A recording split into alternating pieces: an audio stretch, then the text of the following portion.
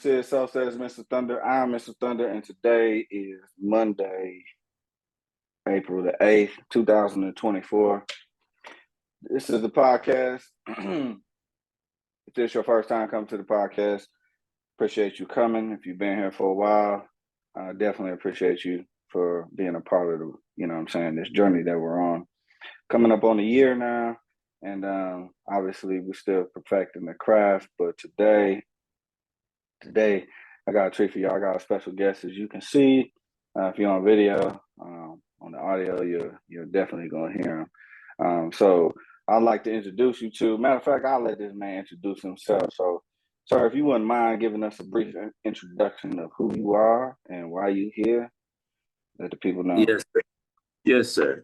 First, I would like everyone to know to subscribe to Mr. Thunder's podcast. I met him while I was in Milwaukee, quality stand-up guy, and he has very interesting points of view, very intellectual. So I would say that first. Me, myself, appreciate it. My name is Alex Kiberu. I am went to Marquette University. I now own one of the most successful basketball training outfits over in DC and Virginia, and that is primarily what I do. I'm happy I'm able to do what I love, which is work with kids, work with children, work with teens, work with young men and young women who are trying to establish and succeed at something. Cool. Well, that's what's up, man. Like I said, yeah, we did meet in Milwaukee. It was all, I was on some other shit at 311. I think that was the name of it. And he was a cool dude. But we kept in touch ever since then. So that's been cool. We've crossed paths many a times over in your area as I was doing business out there. Got to meet some of your friends that you met over there. And definitely, man, you landed in a good spot. Things were going well for you. And so with that being said, I know you're kind of new to the podcast or whatever, but have you listened to any of them? Yes, sir. I've listened to about two and a half of very interesting. The particular one that you told me about, I took a lot out of that because it applied to some of the things that apply to me and that we're going to talk about. Cool. Well, that's the whole point, man, of this podcast is to be able to provide, like I say, the audio encyclopedia of wisdom so that if somebody's looking for knowledge in a particular area, they can always pull from this collection. So with that being said, we're going to dive into what you're here for today, right? And one of the things that's been prevalent, in our society, especially for men, has been mental health, right? And how we deal with it, especially being men of color, how we deal with it, the perception of it, and how it could take you to a dark place, right? And really, the joy of talking about it is being able to talk about it because you were able to come out of it, right? You were able to come out of a dark place. So I know we talked a little bit earlier about that and things like that when it pertain to you, but kind of just give me, give me an enlightening synopsis of your experience with mental health. It was very, very odd. Coming up as a child, I always had a little bit of sadness in me, but didn't know what it was. Thankfully, I got into sports, and that's one of the things that can help with situations such as that.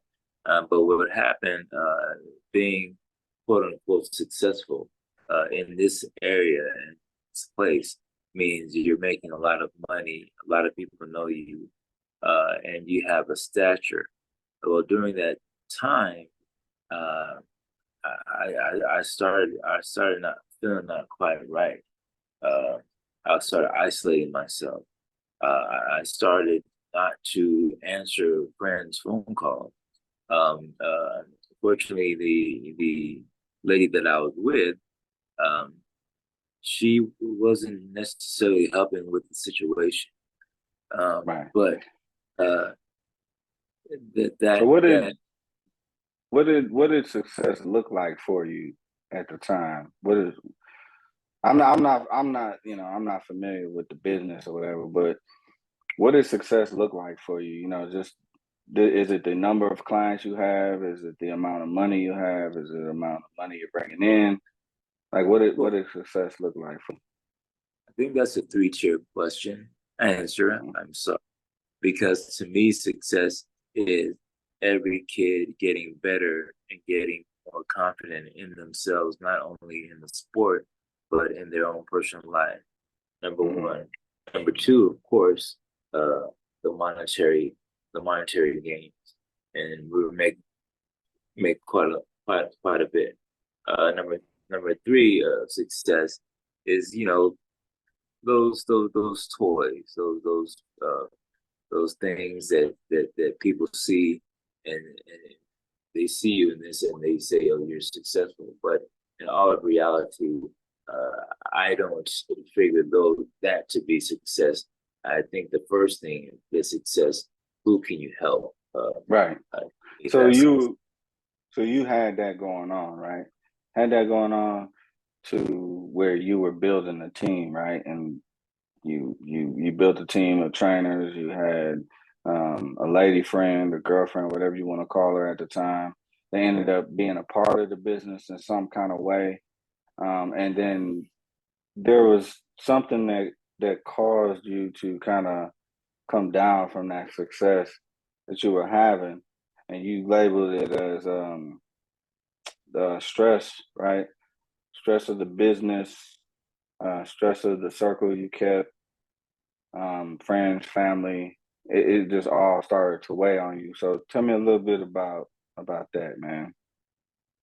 well, and you brought it up earlier about being men, especially black men. And Hmm. you want to take care of those people that are close to you. And so that when it first started, it was all good, but then the pressure started gaining more and more when it was almost like crack the amount of people that wanted this product. And so I felt so much pressure to have it be better and better each time and to please my parents, to please this woman, to please. Then I learned you can't please everybody. Right. That's gonna make you go crazy because So everybody has their own. They need to please themselves, and yeah, then have the person like icing on the cake. yeah. So that took you down, right? It took you down to a point where you know you felt like you needed to come up out that dark space. So what did you do? Like how did you deal with that? What did you? I'll be honest, the dark place was very, very dark. We're Hmm. talking, I wouldn't leave my high rise for a month at a time. Now, a lot of Right. things happen in that situation that people don't know about. But Right. how did I get out of that? Hmm. Well, there's a situation where I was offered about $3,000 just to train another kid for a month.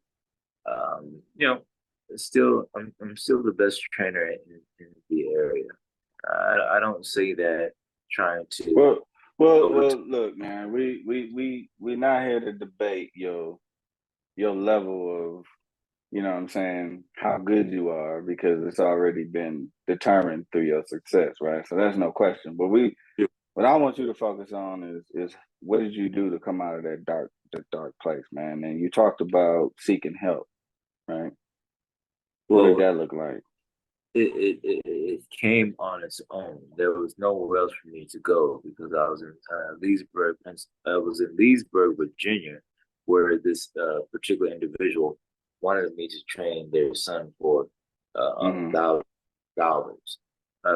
But I just couldn't do it anymore.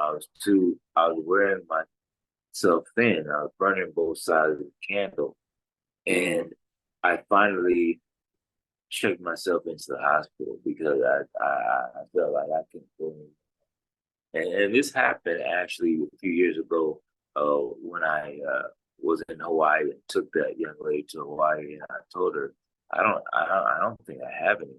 I think I'm done. But Mm-hmm. in those situations, you don't know what to do as a man. You just want to keep pushing forward. So Right.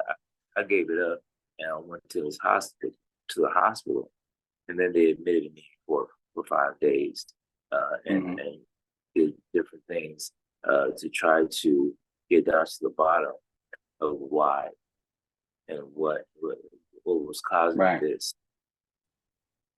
So without going into like the medical diagnosis of it, what did you do for yourself? You said there was one particular thing that helped you understand what you needed to do while you were in there.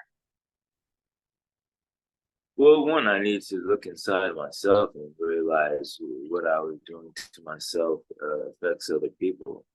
But number two was also, uh, you know, being grateful and lucky of having the friends that I had. Um, Mm-hmm. you being one, but uh, so many friends that would call and text, and I wouldn't even answer them back, and they would keep doing it. They would Right. continue to do it. I have But you no. said when you were in there they took your phone from you, right? So Yes, and what were you doing? You say you were reading some books. yeah, You started and that reading. What did you read? yeah, in that war, they take your phone from you, and there's no TV. So I read, and I've read before, but particularly the Count of Monte Cristo by Alexander Dumas. Mm-hmm. Of course, Machiavelli, The Art of War, things that could help me strategize and when I come when I come back out, because I'm not a quitter, and I felt bad because I felt that I quit. But how can I So come out being yeah, stronger? yeah. It don't sound like to me like you quit it. It sounds like you just kind of you had to pause. You had to hit pause on it, right? Things were going well.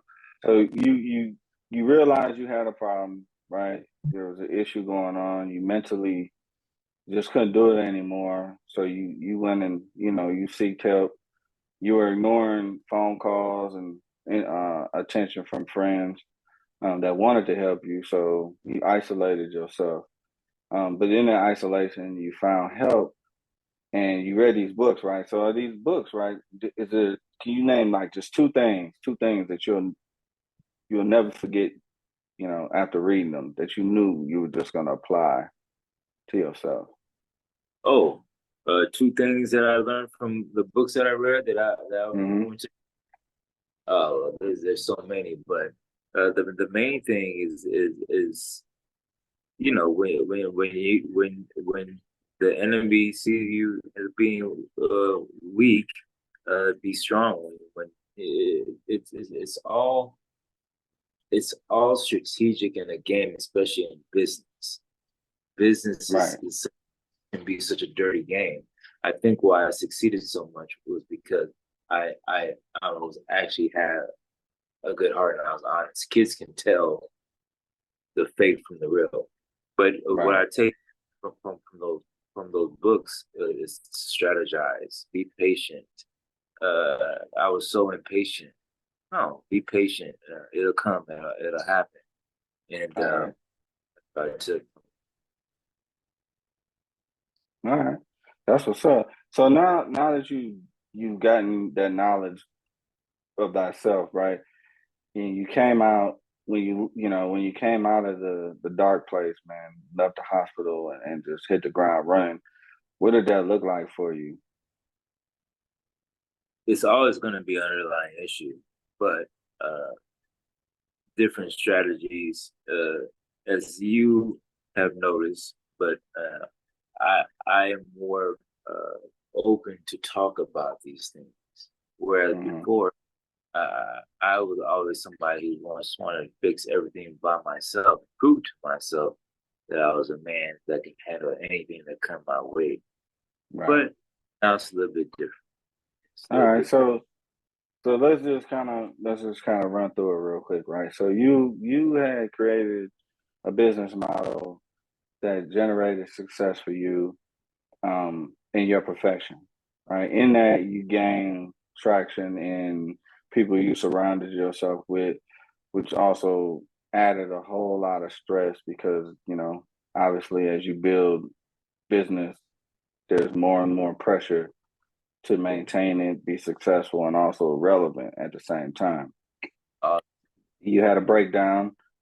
You had a breakdown because you weren't able to handle mentally what was going on, or you just didn't have the answers for it. So you chose the latter of not giving up, but you were at the point of giving up, and you found a way to seek help of your own. You self-taught yourself how to redirect your mind frame, your way of thinking, and then when you came out, your strategy was a little bit different, right? So if you could, you know, tell Alex 2 years ago at the height of his success, knowing that this is going to come, right? If you give him any bit of advice, not even just Alex, just anybody who's out here grinding, doing their thing, knowing that a part of being a business owner is the dark place. What advice would you give them? Just real quick. It's in passing. You're in line at McDonald's. It's just real quick. What would you tell them? that's a good question because at that height, um, I knew something was going to happen because those are all the stories we hear in the Bible. Those are all the stories we hear about everything. Mm, You think something's going to happen. Now, how are you going to handle it? Now, I could have handled it a lot better, but I've learned now. And now, hopefully, I've been given some grace, and I'm going to light everything on fire. Like I'm so determined now. I was determined before, but only death is going to stop me now. okay.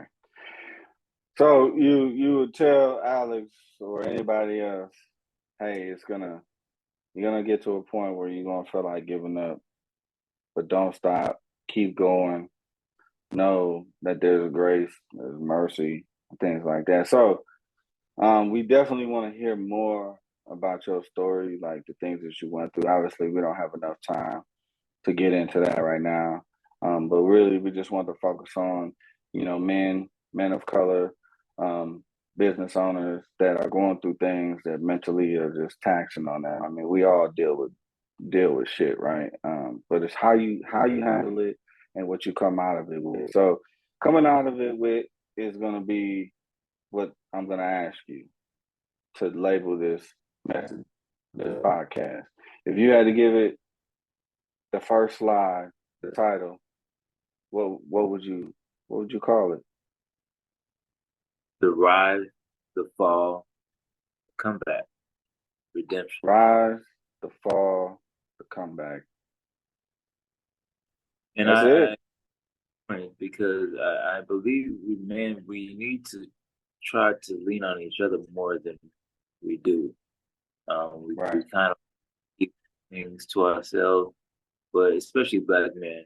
Um, because you guys have shown me so much that people say things, oh, we're family and stuff like that, but you never really know until stuff hits the fan, and then you find out your family. Yeah. Yeah. Definitely. Well, man, look, I appreciate you for coming on here and sharing a little bit of wisdom of the rise, the fall, and the rise when it comes to you. So before I go, if people want to reach out to you, tell us about your business, how they can contact you, and then if anybody wants to talk to you about what you shared with us today, or if they have a platform where you could say a little bit more, we definitely want to know how to do that. So let the people know how. Well, let the people know about the business. Let them know how to get a hold of you, and then we'll go Yeah, from there. That's the number one thing. Anybody would want to contact me and talk to me about this particular thing, the falling down, feeling like you have nothing left, um, depression. You can hit me up on Facebook. Um, I think it's just my name, Alex Kiberu, right? Mm-hmm. My business is, we're about to go ahead and we're number one in Fairfax County, but we're about to go ahead and expand and expand and expand. And it's still my joy. It's still a joy to do. So if people want to get a hold of you for your business, how they get a hold of you? Reach IG at Blockchain Basketball. www.blockchain-basketball.com. 240-350-1444. So we're the number one outfit in the area. But we also do strength and conditioning, and we also do remote training. I have kids that are training that are in Iraq and Sudan, and I'm just trying to make this thing different. Yeah, you international with it. You international with it, my brother. I ain't even gonna lie to you, man. I'm not a basketball person, so I can only appreciate the craft for those who use it and what they use it for. You know. But I thank you, man. I appreciate you for coming on here. Definitely. Give me something to go away with, man. Real quick, something to go away with. It's just like, don't take it that seriously. It's gonna be okay. We're here for a short period of time. Uh, don't take things too seriously. You're gonna have your ups, you're gonna have your downs, Right. and it's all part of it. How fun would the ups be if there were no downs? Right. Because it's got to be that, right? It's got to be. It's a yin to a yang, right? So with that being said, we want to thank you, man, for coming on here. Alex Kiberu, Blockchain Basketball. Definitely look him up if you are on the East Coast, in the DMV area, right? Is it DMV area? How would you say that? DMV, DC, Maryland, Virginia, but mostly we're pushing over to Virginia, but Baltimore, and sometimes we get requests to go out to Philadelphia. But that's what I'm talking about. I want to expand and make this something different. Right. Now the block part That's is what's something up. totally International. If there's anybody out there that's has a love for basketball, doesn't play anymore, does play, former player, current player, wants to learn, wants to coach, definitely reach out to Alex and be part of the team, be a link in the chain of blockchain basketball, because it's all about the strength and the unity and the link and the success that we surround ourselves with to help us recognize when it's time to come out of the darkness by taking care of ourselves and our mental health, because that's what it's all about. Because if it ain't up here, it ain't in here. And if it ain't in here, it ain't up here. So we got to make that connection so that we can give it to you. So with that being said, this has been So Says Mr. Thunder. I'm Mr. Thunder. I'm a Native American of this country, and there ain't a damn thing you can do about it. You heard from Alex, blockchain basketball, and his story. So we definitely appreciate that. If you would like to be a part of this podcast, definitely reach out to me on Instagram at So Says Mr. Thunder. You can follow us on the podcast as well. This one specifically is Spreaker, but we are on Spotify, Apple Podcasts, Google Podcasts, and any other podcast that you can think of platform. We are on there, as well as YouTube. So, hey, if you ain't heard it yet, you're going to hear it at some point. Just know it's here and it's there for you. We thank you for being a part of this movement, and definitely don't hesitate to reach out to me. Until next time, I'll holler at you. Peace. You guys subscribe. You guys get on YouTube. You guys get on YouTube and subscribe to Mr. Thunder's podcast and everything you got going on. So it's gonna